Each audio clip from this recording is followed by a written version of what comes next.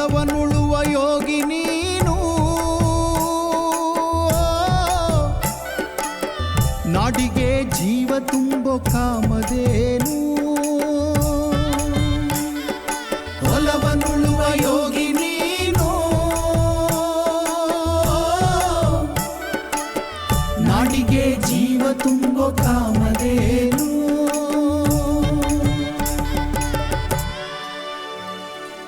ನೆಲದ ನೋವಾಗಿ ಕಾಲದ ಹೂವಾಗಿ ಹರಳುವವರು ನೀವಣ್ಣ, ಮಳೆಯಾಗಿ ಬೆಳೆಯಾಗಿ ಲೋಕಕ್ಕೆ ಬರುವಾಗಿ ಅನ್ನದ ಹಾಡಿನ ನಾಡ ಜೀವಗಳು ನೀವಣ್ಣ.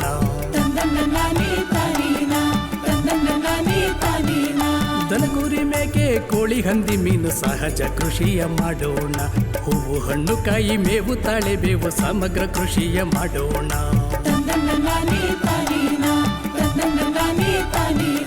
ಟ್ರ್ಯಾಕ್ಟರ್ ಟಿಲ್ಲರ್ ಕುಯ್ಲಿನ ಯಂತ್ರ ಸುಧಾರಿತ ಕೃಷಿ ಮಾಡೋಣ, ಕೃಷಿಯಲ್ಲಿ ಒಕ್ಕಣೆ ವಿಂಗಡಣೆ ಮಾಡಿ ಅಧಿಕ ಲಾಭವ ಗಳಿಸೋಣ, ಸ್ವಾವಲಂಬಿಗಳಾಗೋಣ.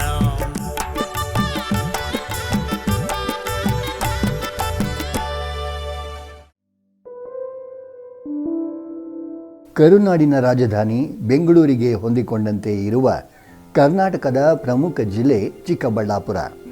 5 ಪ್ರಮುಖ ಬೆಟ್ಟಗಳಿಂದ ಸುತ್ತುವರೆದಿರುವ ಚಿಕ್ಕಬಳ್ಳಾಪುರ ಪಂಚಗಿರಿಗಳ ನಾಡೆಂದೇ ಸುಪ್ರಸಿದ್ಧ. ಸಹಸ್ರಾರು ಜನರ ಮೆಚ್ಚಿನ ಪ್ರೇಕ್ಷಣೀಯ ತಾಣವಾಗಿ ಮೆರೆಯುತ್ತಿದೆ ಇಲ್ಲಿನ ನಂದಿ ಬೆಟ್ಟ ಹಾಗೆ ಸ್ಕಂದಗಿರಿ. ಇಷ್ಟೇ ಅಲ್ಲ, ಚಿಕ್ಕಬಳ್ಳಾಪುರ ವಿಜಯನಗರ ಸಾಮ್ರಾಜ್ಯದ ಕಾಲದಲ್ಲಿ ಬಹಳ ಪ್ರಮುಖವಾಗಿದ್ದು ಇಲ್ಲಿನ ಭೋಗನಂದೀಶ್ವರ ದೇವಾಲಯ ಹೊಯ್ಸಳ ವಾಸ್ತುಶಿಲ್ಪಕ್ಕೆ ಸಾಕ್ಷಿಯಾಗಿ ನಿಂತಿದೆ.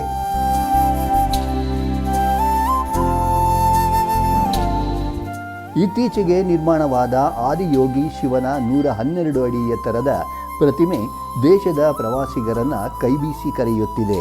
ಭಾರತದ ಅತ್ಯಂತ ಶ್ರೇಷ್ಠ ಎಂಜಿನಿಯರ್, ತಂತ್ರಜ್ಞ, ಕೃಷ್ಣರಾಜಸಾಗರ ಅಣೆಕಟ್ಟಿನ ಕಾರಣಕರ್ತ, ಕೈಗಾರಿಕಾ ಮತ್ತು ಶಿಕ್ಷಣ ಕ್ಷೇತ್ರದ ಕ್ರಾಂತಿಯ ಹರಿಕಾರ, ಭಾರತ ರತ್ನ ಸರ್ ಎಂ ವಿಶ್ವೇಶ್ವರಯ್ಯ ಅವರ ಜನ್ಮಸ್ಥಳ ಇಲ್ಲಿನ ಮುದ್ದೇನಹಳ್ಳಿ.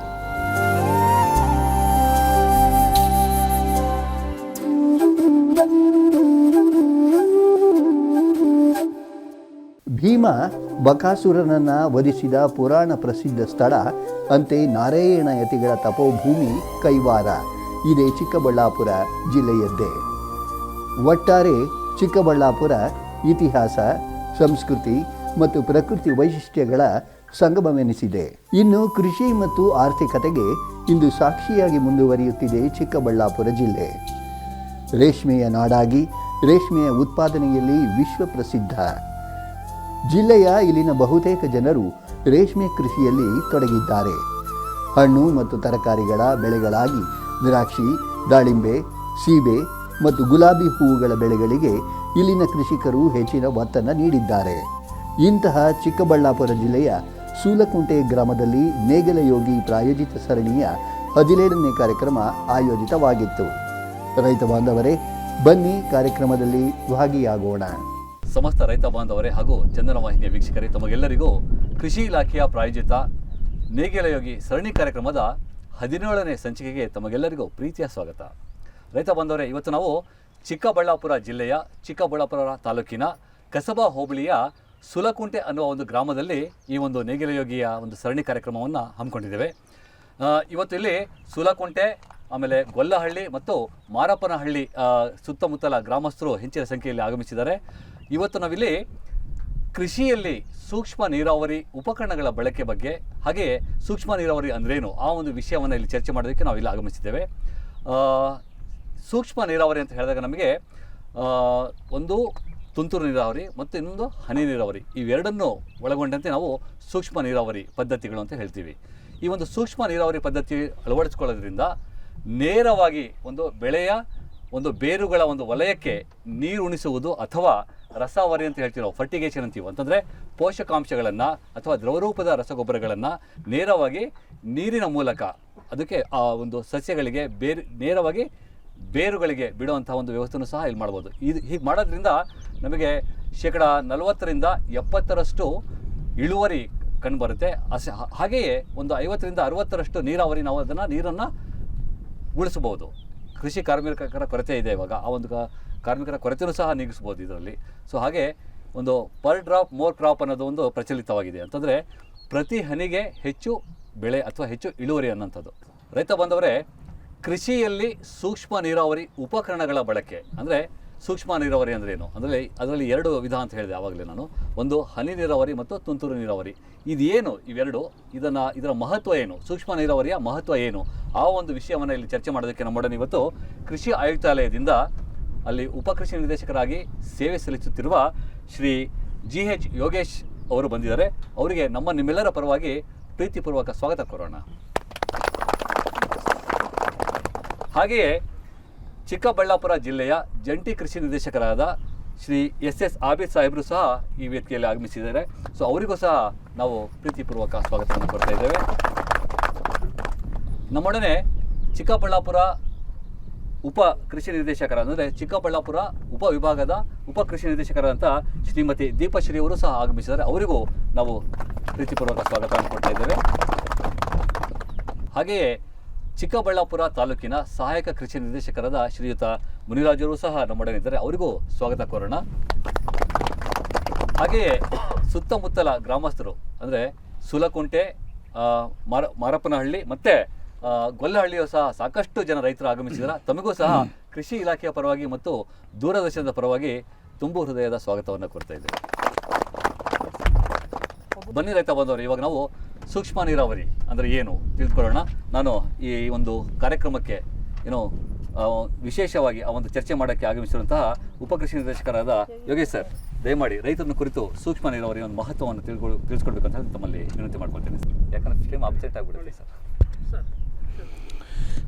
ಎಲ್ಲರಿಗೂ ನಮಸ್ಕಾರ. ಇವತ್ತಿನ ದಿನ ನಾವು ಇಲ್ಲಿ ಸೇರಿರ್ತಕ್ಕಂಥ ವಿಚಾರ ಏನಂತಂತಂದರೆ ಈ ನೀರಿನ ಸದ್ಬಳಕೆಯನ್ನು ಕೃಷಿನಲ್ಲಿ ಹೇಗೆ ಮಾಡಬೇಕು ಅಂತಕ್ಕಂಥದ್ದು. ಇವತ್ತು ನಮಗೆಲ್ಲರಿಗೂ ಗೊತ್ತಿದೆ, ಕೃಷಿನಲ್ಲಿ ಪ್ರಮುಖವಾದಂತಹ ಸಂಪನ್ಮೂಲಗಳೇನು ಅಂತಂದರೆ ಒಂದು ಮಣ್ಣು ಮತ್ತು ನೀರು. ಮಣ್ಣು ಮತ್ತು ನೀರು ಎರಡೂ ಎಲ್ಲಿ ತುಂಬ ಚೆನ್ನಾಗಿ ಇಟ್ಕೊಂಡಿರ್ತೀವಿ, ಎಲ್ಲಿ ಚೆನ್ನಾಗಿ ಲಭ್ಯವಾಗಿರ್ತದೆ, ಅಲ್ಲಿ ನಾವು ಬಂಗಾರನೂ ಸಹಿತ ಬೆಳಿಬೋದು ಅಂತಕ್ಕಂಥದ್ದನ್ನು ನಮ್ಮ ರೈತರು ತೋರಿಸ್ಕೊಟ್ಟಿದ್ದಾರೆ.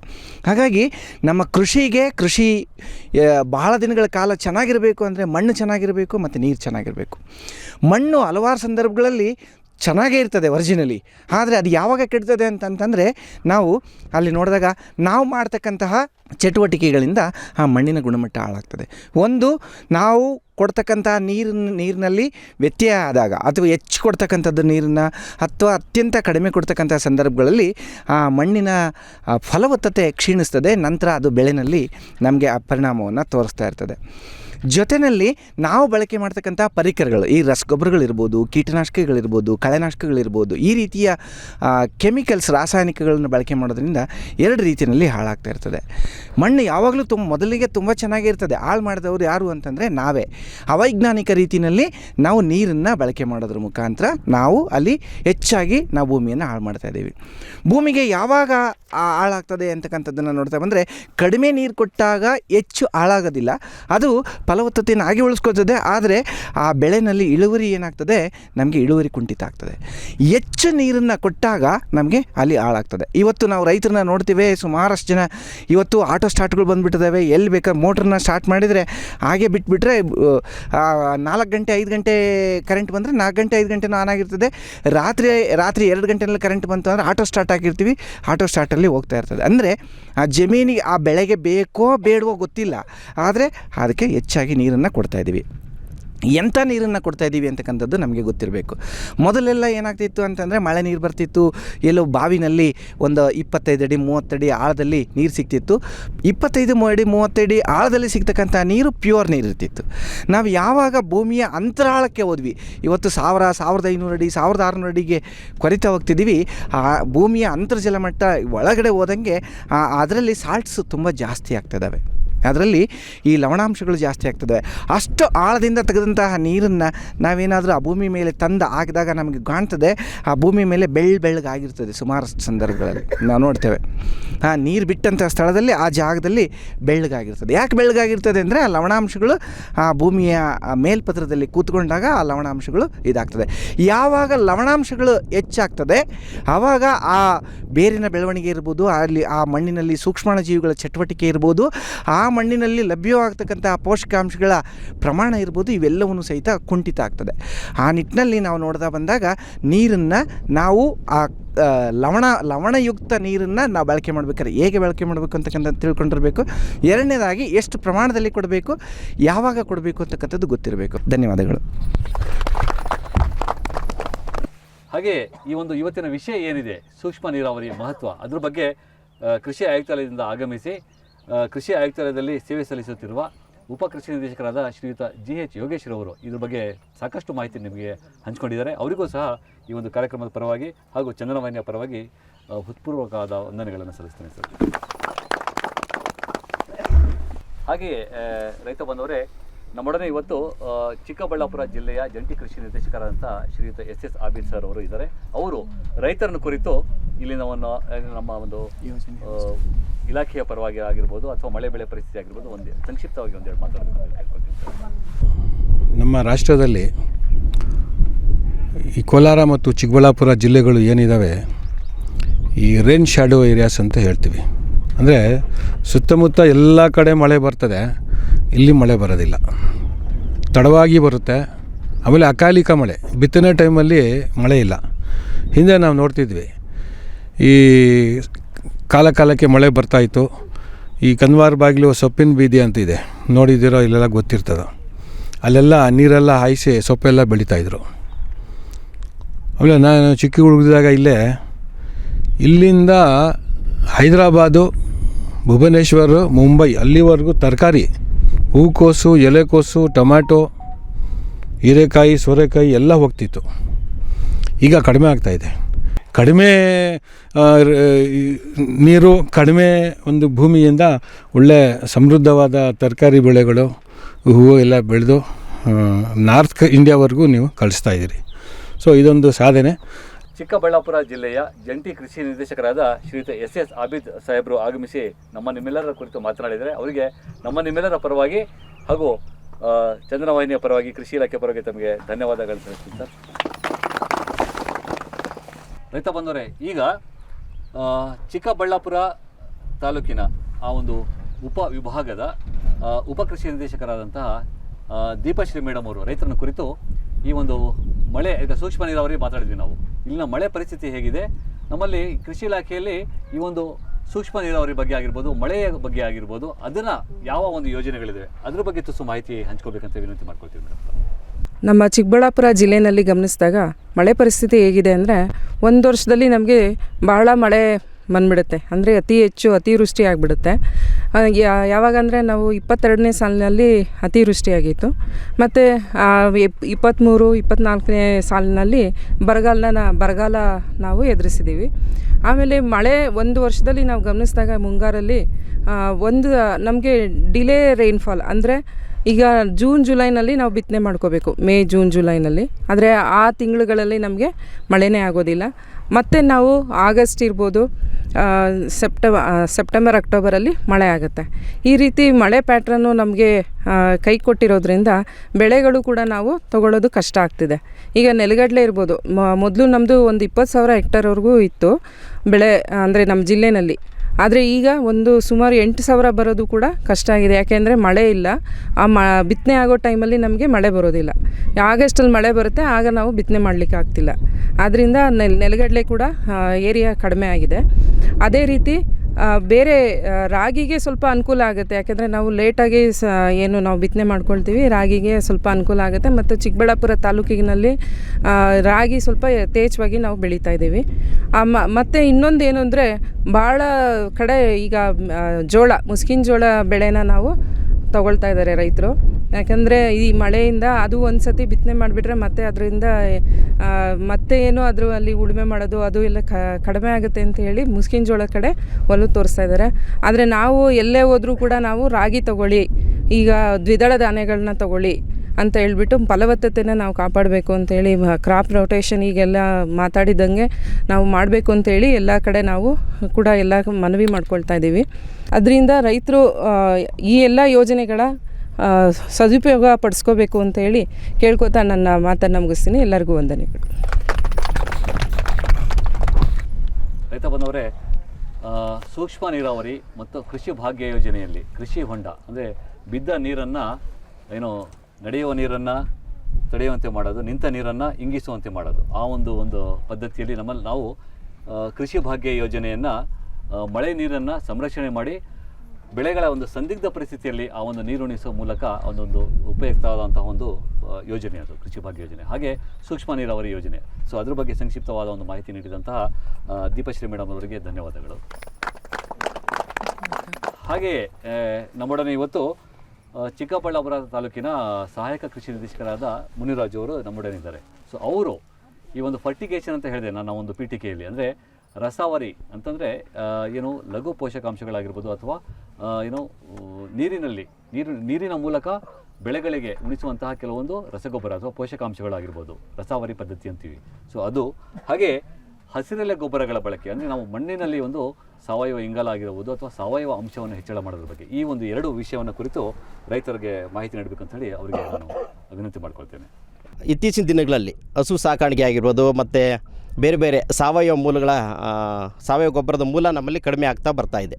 ಇದಕ್ಕೆ ಪರ್ಯಾಯವಾಗಿ ನಮ್ಮ ಇಲಾಖೆಯಲ್ಲಿ ಸಾವಯವ ಇಂಗಾಲ ಅಂತ ಒಂದು ಯೋಜನೆಯನ್ನು ಅನುಷ್ಠಾನ ಮಾಡ್ತಿದ್ದೀವಿ. ಇದರಲ್ಲಿ ಏನಪ್ಪ ಅಂತಂದರೆ 75% ಸಹಾಯಧನದಲ್ಲಿ ನಿಮಗೆ ಸೆಣಬಿನ ಬೀಜ ಸಹಾಯಧನದಲ್ಲಿ ವಿತರಣೆ ಮಾಡಲಿಕ್ಕೆ ಕಾರ್ಯಕ್ರಮ ಇದೆ.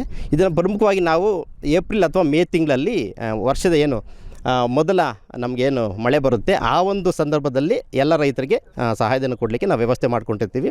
ನೀವೇನು ಮಾಡಬೇಕಂದ್ರೆ ವರ್ಷದ ಮೊದಲ ಮಳೆ ಬಂದ ತಕ್ಷಣ ಅದನ್ನು ನೀವು ಒಂದು ಸರಿ ಉಳುಮೆ ಮಾಡಿ ಪ್ರತಿ ಎಕರೆಗೆ 10 kg ಸೆಣಬಿನ ಬೀಜ, ನಿಮ್ಮಲ್ಲೇ ಇರ್ತಕ್ಕಂಥ ಉರುಳಿ ಬೀಜ ಒಂದು 2 kg, ಒಂದು 2 kg ಅಲಸಂದೆ ಬೀಜನ ಮಿಕ್ಸ್ ಮಾಡಿ ಬಿತ್ತನೆ ಮಾಡಿ 40ರಿಂದ 45 ದಿನದಲ್ಲಿ ಆ ಒಂದು ಬೆಳೆ ಬೆಳೆದಿದ್ದ ತಕ್ಷಣ ನೀವು ಮಣ್ಣಿಗೆ ಸೇರಿಸೋದ್ರಿಂದ ಸಾಕಷ್ಟು ಸಾವಯವ ಅಂಶಗಳನ್ನು ನೀವು ಮಣ್ಣಿಗೆ ಸೇರಿಸ್ಬೋದಾಗಿರುತ್ತೆ.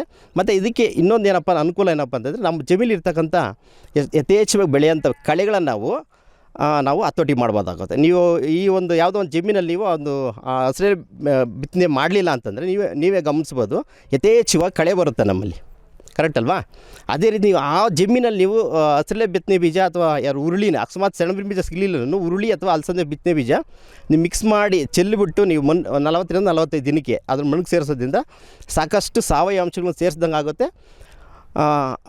ನಮ್ಮ ಜಮೀನಲ್ಲಿ ಬರ್ತಕ್ಕಂಥ ಕಳೆಗಳನ್ನು ಸಹ ನಾವು ಹತೋಟಿ ಮಾಡ್ಕೋಬೋದು ಅಂತ ಕೇಳ್ತಾ ಈ ಒಂದು ಕಾರ್ಯಕ್ರಮದಲ್ಲಿ ಮಾತಾಡಲಿಕ್ಕೆ ಅವಕಾಶ ಕೊಡ್ತಾ ಎಲ್ಲರಿಗೂ ಒಂದ್ಸಿ ನಾನು ಮಾತಾಡಿ ಮುಗಿಸ್ತೀನಿ. ನಮಸ್ತೆ. ರೈತರನ್ನು ಕುರಿತು ಮಾತನಾಡಿದಂತಹ ಸಹಾಯಕ ಕೃಷಿ ನಿರ್ದೇಶಕರಾದಂತಹ ಶ್ರೀಯುತ ಮುನಿರಾಜುರವರು ಅವರಿಗೂ ಸಹ ಚಂದನವಾಹಿನಿಯ ಪರವಾಗಿ ಹಾಗೂ ನಿಮ್ಮೆಲ್ಲರ ಪರವಾಗಿ ಧನ್ಯವಾದಗಳು. ರೈತ ಬಂದವರೇ, ನಮ್ಮೊಡನೆ ಡಾಕ್ಟರ್ ತನ್ವೀರ್ ಅಹಮದ್ ಅಂತ ಹೇಳಿ ಒಬ್ಬರು ವಿಜ್ಞಾನಿ ಇದ್ದಾರೆ. ಸೊ ಅವರು ಈ ಒಂದು ಸೂಕ್ಷ್ಮ ನೀರಾವರಿ ಪದ್ಧತಿಗಳಲ್ಲಿ ರೈತರಿಗೆ ರೈತರ ಸಮಸ್ಯೆ ಏನು ಸಮಸ್ಯೆ ತಲೆದೋರ್ತವೆ, ಸೊ ಅದನ್ನು ಸುಲಭವಾಗಿ ಯಾವ ರೀತಿ ಬಗೆಹರಿಸ್ಕೋಬೇಕು ಅಂಥೇಳಿ ಒಂದು ಸೂಕ್ಷ್ಮ ನೀರಾವರಿ ಬಗ್ಗೆ ಕುರಿತು ರೈತರನ್ನ ಮಾತಾಡಬೇಕು ತಾವು ಅಂತೇಳಿ ವಿನಂತಿ ಮಾಡ್ಕೊಳ್ತೇನೆ ನಾನು. ನಾವು ನಮ್ಮ ಕೃಷಿ ವಲಯದಲ್ಲಿ ನಾವು ಒಂದು ತುಂತುರು ನೀರಾವರಿ ಆಗಿರಲಿ ಅಥವಾ ಒಂದು ಹನಿ ನೀರಾವರಿಯನ್ನು ಅಳವಡಿಸ್ಕೊಂಡಾಗ ಅದನ್ನು ನಾವು ಸರಿಯಾದ ರೀತಿಯಲ್ಲಿ ನಾವು ಅದನ್ನು ನಿರ್ವಹಣೆ ಮಾಡಿದ್ದಾಗ ಒಂದು ನಾವು ಉತ್ತಮವಾಗಿರೋ ಹನಿ ಮತ್ತು ತುಂತುರು ನೀರಾವರಿಯನ್ನು ನಾವು ಅಳವಡಿಸ್ಕೊಳ್ಬಹುದಾಗಿದೆ.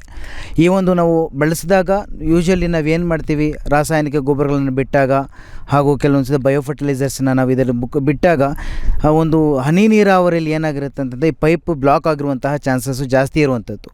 ಆದ್ದರಿಂದ ನಾವು ಅದನ್ನು ವೈಜ್ಞಾನಿಕ ರೀತಿಯಲ್ಲಿ ನಾವು ಇದನ್ನು ಮೇಂಟೆನೆನ್ಸ್ ನಿರ್ವಹಣೆಯನ್ನು ಮಾಡಿದಾಗ ಈ ಒಂದು ಡ್ರಿಪ್ಪನ್ನು ನಾವು ಇನ್ನೂ 2-3 ವರ್ಷದವರೆಗೂ ಅದನ್ನು ನಾವು ಬಳಕೆ ಮಾಡೋಕ್ಕೆ ಸಾಧ್ಯ ಆಗುತ್ತೆ. ನಾವು ಬೋರ್ವೆಲ್ಲಿಂದ ಅಥವಾ ಒಂದು ಕೃಷಿ ಹೊಂಡದಿಂದ ನಾವು ನೀರನ್ನು ನಾವು ಪಂಪ್ ಮಾಡಿ ನಾವು ಡ್ರಿಪ್ಪನ್ನ ಬಿಟ್ಟಾಗ ಏನಾಗುತ್ತೆ ಅಂತ ಹೇಳಿದರೆ ಅದರಲ್ಲಿ ಕೆಲವೊಂದು ನಮಗೆ ಒಂದು ಡಸ್ಟ್ ಪಾರ್ಟಿಕಲ್ಸ್ ಕೂಡ ನಮಗೆ ಸಿಗ್ಬೋದು. ಆದ್ದರಿಂದ ಆ ಒಂದು ಇದರಲ್ಲಿ ನಮಗೆ ಈ ಥರ ಒಂದು ಸ್ಕ್ರೀನ್ ಫಿಲ್ಟರ್ ಅಂತ ಇರುತ್ತೆ ನಮ್ಮ ಡ್ರಿಪ್ಪಲ್ಲಿ. ಇದನ್ನು ನಾವು ಪ್ರತಿ 15 ದಿನಕ್ಕೊಮ್ಮೆ ನಾವು ಇದನ್ನು ಕ್ಲೀನ್ ಮಾಡಿದ್ದೆ ಆದಲ್ಲಿ ನಾವು ಡ್ರಿಪ್ಪಲ್ಲಿ ನಮಗೇನು ಸಮಸ್ಯೆ ಬರೋದನ್ನು ನಾವು ಅದನ್ನು ತಡಿಬೋದಾಗುತ್ತೆ. ಇದನ್ನು ಯಾವ ರೀತಿಯಲ್ಲಿ ನಾವು ಮಾಡುವಂಥದ್ದು, 15 ದಿನಕ್ಕೊಮ್ಮೆ ಇದೊಂದು ಡ್ರಿಪ್ ಸಿಸ್ಟಮಲ್ಲಿ ನಾವು ಏನಿರುತ್ತೆ ಅದನ್ನು ತೆಗೆದುಬಿಟ್ಟು ಇಲ್ಲೆಲ್ಲ ಒಂಥರ ಒಂದು ಕಸ ಅಥವಾ ಇದು ತುಂಬ್ಕೊಂಡಿರುತ್ತೆ. ಆ ಒಂದು ಬ್ರಷಲ್ಲಿ ಜಸ್ಟ್ ಇದನ್ನು ಬ್ರಷ್ ಮಾಡಿದಾಗ ಅವೆಲ್ಲ ಸಾಯಿಲ್ ಪಾರ್ಟಿಕಲ್ಸ್ ಮತ್ತು ಡಸ್ಟ್ ಪಾರ್ಟಿಕಲ್ಸ್ ಎಲ್ಲ ಅದು ನಮಗೆ ಕ್ಲೀನ್ ಆಗುತ್ತೆ. ಡಾಕ್ಟರ್ ತನ್ವೀರ್ ಅಹಮದ್ ಅವರು ಈಗ ತಾವು ಸೂಕ್ಷ್ಮ ನೀರಾವರಿ ಅಥವಾ ಹನಿ ನೀರಾವರಿ ಅಳವಡಿಸ್ಕೊಂಡಾಗ ನೀವು ಏನು ಸಮಸ್ಯೆ ತಲೆದೋರ್ತಾ ಇದ್ದೀರಾ, ಸೊ ಅದ್ರ ಬಗ್ಗೆ ಸೂಕ್ತವಾದಂಥ ಒಂದು ಮಾಹಿತಿಯನ್ನು ಅದಕ್ಕೆ ಹೇಗೆ ಸರಿಪಡಿಸ್ಕೊಳ್ಬೇಕು ಅಂಥೇಳಿ ಮಾಹಿತಿ ನೀಡಿದ್ದಾರೆ. ಅವರಿಗೆ ನಿಮ್ಮೆಲ್ಲರ ಪರವಾಗಿ ಧನ್ಯವಾದಗಳನ್ನು ಸಲ್ಲಿಸೋಣ. ಹಾಗೆಯೇ ಈಗ ತಮ್ಮಲ್ಲಿ ಏನಾದರೂ ಪ್ರಶ್ನೆಗಳಿದ್ದರೆ ನೇರವಾಗಿ ವೇದಿಕೆ ಮೇಲೆ ಗಣ್ಯರಿದ್ದಾರೆ, ಪ್ರಶ್ನೆ ಕೇಳ್ಬೋದು. ಸರ್, ನನ್ನ ಹೆಸರು ಅಶೋಕ್ ಅಂತ, ನಮ್ಮದು ಸೂಲ್ಕುಂಟೆ. ನಾವು ಕೃಷಿ ಮಾಡ್ತಾ ಇದ್ದೀವಿ. ನಾನು ರೀಸೆಂಟಾಗಿ ಮಣ್ಣು ಹೊಡಿಸ್ದೆ ತೋಟಕ್ಕೆ. 3 ಬೆಳೆ ನನಗೆ ಫೈಲ್ಯೂರ್ ಆಗಿದೆ. ಏನು ಪ್ರಾಬ್ಲಮ್ ಅಂತ ಗೊತ್ತಾಗ್ತಾಯಿಲ್ಲ. ನಿಮ್ಮ ಕಡೆಯಿಂದ ನಮಗೆ ಮಣ್ಣು ಟೆಸ್ಟಿಂಗು ಏನಾದರೂ ಆ ಥರ ನಮಗೆ ಇದು ಮಾಡಿಕೊಡ್ಬೇಕಂತ ನಾನು ನಿಮ್ಮಲ್ಲಿ ಕೇಳ್ತಾ ಇದ್ದೀನಿ. ಈ ಥರ ಕೃಷಿ ಇಲಾಖೆಯಿಂದ ಬಂದು ಇಲ್ಲ ಮಣ್ಣು ಪ್ರಾಬ್ಲಮ್ ಇದೆಯೋ ಇಲ್ಲ ಮೆಡಿಸಿನ್ ಪ್ರಾಬ್ಲಮ್ ಇದೆಯೋ ಏನಂತ ಗೊತ್ತಾಗ್ತಾ ಇಲ್ಲ ನಮ್ಗೆ. ಅದು ನಮ್ಮ ರೈತರು ನಾವು ಎಲ್ಲಿಗೆ ಹೋಗ್ಬೇಕು ಅನ್ನೋದು ಕೂಡ ಗೊತ್ತಾಗ್ತಾ ಇಲ್ಲ. ಈಗ ಅಶೋಕ್ ಅವರೇ, ಈಗ ಮಣ್ಣು ನೀವು ಯಾವ ರೀತಿ ಅಂದರೆ ಕೆರೆಗೋಡ್ ಹೊಡೆದ್ರೋ ಅಥವಾ ಬೇರೆ ಪಕ್ಕದ ಜಮೀನ ರೈತರದ್ದು ಮಣ್ಣು ಹೊಡೆದ್ರೋ ಅದ್ರ ಬಗ್ಗೆ ಒಂದು ವಿವರ ತಿಳಿಸ್ಬೋದಾ? ಸರ್, ನಾವು ಇಲ್ಲಿ ಬೆಟ್ಟದಿಂದ ಹೊಡ್ಸಿರೋದು ಮಣ್ಣು. ಅಲ್ಲಿ ಕೆರೆ ಅಂತಂದರೆ ಇವಾಗ ನಮ್ಮ ಸೈಡ್ ಇರೋದು ಕೆರೆಗಳಂತೂ ಯಾವುದೂ ಇಲ್ಲ. ಎಲ್ಲ ಬೆಟ್ಟದ ಹರಿಯೋ ಮಣ್ಣಲ್ಲಿ ನಾವು ಹೊಡ್ಸಿರ್ತೀವಿ, ತೋಟಕ್ಕೆ ಹೊಡ್ಸಿದ್ದೀವಿ ಆಲ್ರೆಡಿ. ಹೊಡ್ಸಿ ಈ ಥರ ಆಗಿದೆ. ಅದ್ರಿಗೆ ನಾವು ಎಲ್ಲಿ ಕಂಪ್ಲೇಂಟ್ ಮಾಡಬೇಕು ಅನ್ನೋದು ಗೊತ್ತಿಲ್ಲ. ಈಗ ನಮ್ಮೂರಲ್ಲಿ ನೀವು ಒಂದು ಫೋರಮ್ ಇಟ್ಟಿದ್ದೀರಿ, ಅದ್ರ ಬಗ್ಗೆ ನೀವು ಹೇಳುತ್ತಾ ಇದ್ದೀರಿ, ಅದಕ್ಕೋಸ್ಕರ ನಾನು ಕ್ವಶನ್ ಮಾಡ್ತಾ ಇದ್ದೀನಿ. ಆ ಒಂದು ಮಾಹಿತಿನೇ ಇಲ್ಲ ನಮಗೆ. ಈಗಾಗಲೇ ನಮ್ಮ ಸೂಲ್ಕುಂಟೆ ಗ್ರಾಮಕ್ಕೆ ನಾವೇ ಭೇಟಿ ನೀಡಿದ್ದೀವಿ. ಈಗ ಕಾರ್ಯಕ್ರಮದ ಮುಗಿದ ನಂತರನೇ ನಿಮ್ಮ ತೋಟಕ್ಕೆ ಹೋಗೋಣ, ಆ ಜಮೀನು ಪರಿಸ್ಥಿತಿ ನೋಡೋಣ. ನಾಳೆ ಬೆಳಗ್ಗೆನೇ ನೀವು ನಮ್ಮ ಜಮೀನಲ್ಲಿ ನಾವು ಯಾವ ರೀತಿ ಮಣ್ಣು ಮಾದರಿ ಸಂಗ್ರಹಣೆ ಮಾಡಬೇಕು ಅಂತ ನಿಮ್ಮ ಮಾಹಿತಿ ಕೊಡ್ತೀವಿ. ನಾಳೆ ಬೆಳಗ್ಗೆನೇ ನೀವು ನಮಗೆ ಮಣ್ಣು ಮಾದರಿನ ತಲುಪಿಸಿ ನಮ್ಮ ಚಿಂತಾಮಣಿ ತಾಲೂಕಲ್ಲಿ ನಮ್ಮ ಇಲಾಖೆಯ ಒಂದು ಮಣ್ಣು ಪರೀಕ್ಷಾ ಪ್ರಯೋಗಾಲಯ ಇದೆ, ಅಥವಾ ಕೃಷಿ ವಿಜ್ಞಾನ ಕೇಂದ್ರದಲ್ಲೂ ಸಹ ಮಣ್ಣು ಪರೀಕ್ಷಾ ಪ್ರಯೋಗಾಲಯ ಇದೆ. ಯಾವುದರಲ್ಲಿ ಒಂದು ಕಡೆ ನಿಮಗೆ ಮಣ್ಣು ಪರೀಕ್ಷೆ ಮಾಡಿಸಿ ಅದರ ವಿವರಗಳನ್ನು ನಿಮಗೆ ಸಲ್ಲಿಸಲಿಕ್ಕೆ ನಾವು ಕ್ರಮ ತಗೊತೀವಿ. ನಮಸ್ತೆ ಸರ್. ನಮ್ಮಲ್ಲಿ ಇನ್ನೊಂದು ಪ್ರಶ್ನೆ ಇದೆ. ದಯವಿಟ್ಟು ಇವಾಗ ಕೃಷಿ ಹೊಂಡ ಬಗ್ಗೆ ನೀವು ಮಾಹಿತಿ ಕೊಟ್ರಿ ನಮಗೆ. ಒಂದು ಡಿಪಾರ್ಟ್ಮೆಂಟ್ಗೆ ಹೋಗ್ಬೇಕಂದ್ರೆ 4 ಕಿಲೋಮೀಟ್ರ್ ಹೋಗ್ಬೇಕು ಸರ್. ಒಂದು NOC ಮಾಡಿಸ್ಬೇಕಂತಂದರೆ ಮಿನಿಮಮ್ 1 ಡೇ ನಮಗೆ ಕೆಲಸ ಕೇಳ್ತಾ ಇದೆ. ಇಲ್ಲಿ ನಾವು ಕೆಲಸ ಮಾಡೋಕೆ ರೈತರಾಗಿ ನಾವು ತೋಟದಲ್ಲಿ ಮಾಡೋಕ್ಕಾಗಲ್ಲ. ಅಲ್ಲಿ ಹೋಗಿ NOC ಮಾಡಿಸ್ಕೊಂಡು ಕೃಷಿ ಹೊಂಡಕ್ಕೆ ನಾವು ಅಪ್ಲೈ ಮಾಡೋಕ್ಕಾಗ್ತಾಯಿಲ್ಲ.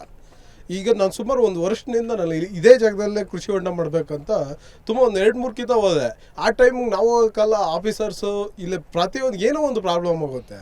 ಇಲ್ಲಿ ಮದ್ದು ಹೊಡೆಯೋಕ್ಕಾಗಲ್ಲ, ಇಲ್ಲ ಅಂತಂದ್ರೆ ಬೇಸಾಯ ಹಾಕೋಕ್ಕಾಗಲ್ಲ, ಗೊಬ್ಬರ ಹಾಕೋಕ್ಕಾಗಲ್ಲ. ಈ ಥರ ನಮಗೆ ಪ್ರಾಬ್ಲಮ್ ಕಾಡ್ತಾ ಇದೆ. ಅದಕ್ಕೊಂದು ಸೊಲ್ಯೂಷನ್ ಮಾಡಿಕೊಡಿ ಅಂತ ನಮ್ಮಲ್ಲಿ. ಈಗ ಕೃಷಿ ಭಾಗ್ಯ ಯೋಜನೆ ಅದು 2ನೇ ಹಂತದ ಕೃಷಿ ಭಾಗ್ಯ ಯೋಜನೆ ನಾವು ಅನುಷ್ಠಾನ ಮಾಡ್ತಿದ್ದೀವಿ. ಈಗ ಒಂದು ಆ ಮಾರ್ಗಸೂಚಿಯಲ್ಲಿ ನಮಗೊಂದು ಮಾರ್ಗಸೂಚಿ ಕೊಟ್ಟಿದ್ದಾರೆ. ಅದರಲ್ಲಿ ಏನಪ್ಪ ಅಂತಂದರೆ, ಇಂದಿನ ಸಾಲುಗಳಲ್ಲಿ ಈವನ್ ನಮ್ಮ ಕೃಷಿ ಇಲಾಖೆಯಲ್ಲೂ ತೊಗೊಂಡಿರಬಾರ್ದು, ಅಥವಾ ಕೃಷಿ ಹೊಂಡವನ್ನು ಅನುಷ್ಠಾನ ಮಾಡಿರ್ತಕ್ಕಂಥ ಗ್ರಾಮ ಪಂಚಾಯತ್ ಆಗಿರ್ಬೋದು, ತೋಟಗಾರಿಕೆ ಅಥವಾ ರೇಷ್ಮೆ ಇಲಾಖೆ, ಇಲ್ಲಿ ಯಾವುದೇ ಕಾರಣಕ್ಕೂ ಸಹಾಯಧನ ಪಡೆದಿರಬಾರ್ದು ಅಂತ ನಮಗೆ ನಿಬಂಧನೆ ಇರೋದರಿಂದ ನೀವು ಗ್ರಾಮ ಪಂಚಾಯತಿ, ತೋಟಗಾರಿಕೆ, ರೇಷ್ಮೆ ಇಲಾಖೆ ಈ ಒಂದು ಇಲಾಖೆಗಳಲ್ಲಿ ನಮಗೆ ನಿರಾಕ್ಷೇಪಣಾ ಪತ್ರನ ಸಲ್ಲಿಸಬೇಕಾಗುತ್ತೆ. ನಾವು ಕೃಷಿ ಮಾಡ್ತಾ ಇದ್ದೀವಿ. ನಮ್ಮ ಜಮೀನು 2 ಎಕರೆ ಜಮೀನು ಇದೆ. ಅಲ್ಲಿ ಒಂದು ಕಡೆ ಇಲ್ಲ, 3-4 ಕಡೆ ಇದೆ. ನಾವು ಕೃಷಿ ಹೊಂಡ ಮಾಡ್ಬೇಕು. ಈಗ ಅಲ್ಲಿ ಕೃಷಿ ಹೊಂಡ ಮಾಡ್ಬೇಕಾದ್ರೆ ನಮಗೆ ಬೋರ್ವೆಲ್ ಇಲ್ಲ. ಮಳೆ ನೀರು ಮಾತ್ರ ಅಲ್ಲಿ ನಾವು ನಿಲ್ಲಿಸಿ ಮಾಡೋದು. ಇದು ಸ್ವಲ್ಪ ಕುಂಟೆ ಮಾಡ್ಕೊಂಡ್ರೆ ಕುಂಟೆಗೆ ನೀರು ಬರ್ತಾ ಇದೆ. ಆ ಕುಂಟೆಯಿಂದಲೇ ಸ್ವಲ್ಪ ಬೆಳೆ ತೆಗಿತಾ ಇದ್ವಿ. ನೀರು ನಿಲ್ಬೇಕಾದ್ರೆ ಕೃಷಿ ಹೊಂಡ ಮಾಡ್ಬೇಕಾದ್ರೆ ನಿಮ್ಮಿಂದ ಏನಾದರೂ ನಮಗೆ ಯಾವ ಥರ ಸಹಾಯ ಸಿಗುತ್ತೆ? ಆಯಿತು. ಇದು ಕೃಷಿ ಭಾಗ್ಯದಲ್ಲಿ ಕಾನ್ಸೆಪ್ಟ್ ಏನಂದರೆ, ನಾವು ಮಳೆ ನೀರು ಕೊಯ್ಲು ಮಾಡೋದು. ಇದು ಬೋರ್ವೆಲ್ ಅವಶ್ಯಕತೆ ಇರೋದಿಲ್ಲ. ನೀವು ಅರ್ಜಿ ಸಲ್ಲಿಸಿ ಇದನ್ನು ನೀವು ಸೌಲಭ್ಯನ ಪಡೆಯಬಹುದಾಗಿದೆ. ಕೃಷಿ ಅಧಿಕಾರಿ ಬಂದು ನಿಮ್ಮದು ಸ್ಪಾಟೆಲ್ಲ ವೀಕ್ಷಣೆ ಮಾಡ್ತಾರೆ. ಮತ್ತು ಅಲ್ಲಿ ನೀವು ಕೃಷಿ ಹೊಂಡ ಮಾಡ್ಕೋಬೇಕು ಅಂತ ಹೇಳ್ಬಿಟ್ಟು ಅವ್ರ ಅಳತೆ ಎಲ್ಲ ನಿಮಗೆ ಕೊಡ್ತಾರೆ. ನೀವು ಮಾಡ್ಕೊಂಡ್ಮೇಲೆ ನಿಮಗೆ ನೇರವಾಗಿ ನಿಮ್ಮ ಖಾತೆಗೆ ಸಬ್ಸಿಡಿ ಎಲ್ಲ ವರ್ಗಾವಣೆ ಆಗುತ್ತೆ. ರೈತ ಬಂದವರೇ, ತಮಗೆಲ್ಲ ಗೊತ್ತಿದೆ, ತಾವು ನೇಗಿಲಾಗಿ ಸರಣಿ ಕಾರ್ಯಕ್ರಮಗಳನ್ನು ವೀಕ್ಷಿಸ್ತಾ ಬಂದಿದ್ದೀರಾ. ಆ ಒಂದು ಕಾರ್ಯಕ್ರಮದ ಕೊನೆಯ ಹಂತದಲ್ಲಿ, ಅಂತಿಮ ಹಂತದಲ್ಲಿ ಒಂದು ಪ್ರಶ್ನೆ ಕೇಳಲಾಗುತ್ತೆ. ಅದಕ್ಕೆ 2 ಉತ್ತರಗಳು ನೀಡಲಾಗುತ್ತೆ. ಅದರಲ್ಲಿ ಸರಿಯಾದ ಒಂದು ಉತ್ತರ ಇರುತ್ತೆ. ಸರಿಯಾದ ಉತ್ತರ ನೀಡೋದಕ್ಕೆ ಆ ದಿನ 6 ಗಂಟೆಯಿಂದ ಏನು ಕಾರ್ಯಕ್ರಮ ಪ್ರಾರಂಭ ಆಗುತ್ತೆ, ಅಲ್ಲಿಂದ 8 ಗಂಟೆವರೆಗೂ ಕಾಲಾವಕಾಶ ಇರುತ್ತೆ ನಿಮಗೆ ಉತ್ತರ ನೀಡೋದಕ್ಕೆ. ಸೊ ಆ ಒಂದು ನೇಗಿಲ ಯೋಗಿಯ 16ನೇ ಒಂದು ಸರಣಿ ಕಾರ್ಯಕ್ರಮದಲ್ಲಿ ಒಂದು ಪ್ರಶ್ನೆ ಕೇಳಲಾಗಿತ್ತು. ರಾಜ್ಯದ ವಿವಿಧ ಭಾಗಗಳಿಂದ ಸಾಕಷ್ಟು ರೈತರು ಅದಕ್ಕೆ ಉತ್ತರ ನೀಡಿದ್ದಾರೆ. ಆ ಉತ್ತರ ನೀಡಿದ ಫಲಿತಾಂಶ ಅಂದರೆ ಆ ಚೀಟಿಗಳು ಈ ಒಂದು ಚೀಲದಲ್ಲಿದೆ. ನಾನು ಇವಾಗ ಈ ಒಂದು ಕಾರ್ಯಕ್ರಮದ ಸಂಪನ್ಮೂಲ ವ್ಯಕ್ತಿಗಳಾದಂತಹ ಶ್ರೀಯುತ ಯೋಗೇಶ್ ಸರ್ ಅವರಿಗೆ, ಸರ್, ಈ ಒಂದು ಚೀಲದಲ್ಲಿ ಉತ್ತರ ನೀಡಿದ ಚೀಟಿಗಳಿದ್ದಾವೆ ಸರ್. ಈ ಒಂದು ಎಲ್ಲ ಚೀಟಿಗಳು ಇದರಲ್ಲಿ ಹಾಕಿ ರೈತ ಬಂದವರಿಗೆ ಇದು ಚೀಲ ಖಾಲಿಯಾಗಿದ್ದನ್ನು ಅಲ್ಲಗಡೆ ತೋರಿಸಿ, ತದನಂತರ ಇದರಲ್ಲಿ ಪ್ರಪ್ರಥಮವಾಗಿ ಒಂದು ಮೊದಲ ವಿಜೇತ ರೈತ ಯಾರು ಅನ್ನೋದು ಒಂದು ಚೀಟಿ ಎತ್ತಿ ನನಗೆ ಕೊಡ್ಬೇಕು ಸರ್ ತಾವು.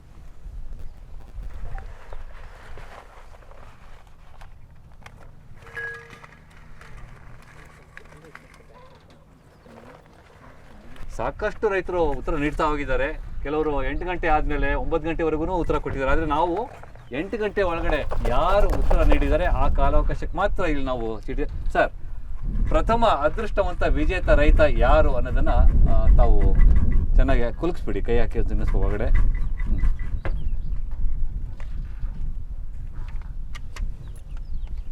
ಬಹಳ ಅದೃಷ್ಟವಂತ ಹತ್ತಿರದ ಊರಿನವರೇ.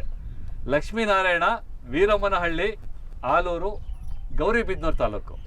ದಯಮಾಡಿ ಲಕ್ಷ್ಮೀನಾರಾಯಣ ಅವರಿಗೆ ಜೋರಾದ ಚಪ್ಪಾಳೆ ಮೂಲಕ ಅಭಿನಂದನೆಗಳನ್ನು ಸಲ್ಲಿಸೋಣ. ದೀಪಶ್ರೀ ಮೇಡಮ್, ತಾವು 2ನೇ ಅದೃಷ್ಟವಂತ ವಿಜೇತ ರೈತ ಯಾರು ಆಯ್ಕೆ ಮಾಡಿಕೊಡ್ಬೇಕು? Kishan N Mahadev, Hampinagara, RPC layout, Vijayanagara. ಇವರಿಗೆ 2ನೇ ಅದೃಷ್ಟವಂತ ವಿಜೇತ, ಇವರಿಗೆ ಅಭಿನಂದನೆಗಳನ್ನು ಸಲ್ಲಿಸೋಣ. ತಾವು ತಮ್ಮಲ್ಲಿ ಯಾರಾದರೂ ದಯಮಾಡಿ ರೈತ ಬಾಂಧವರು ಒಬ್ರು ಬಂದು ಚೀಟಿ ಎತ್ತಬೇಕು. ಬನ್ನಿ, ನೀವು ಬನ್ನಿ.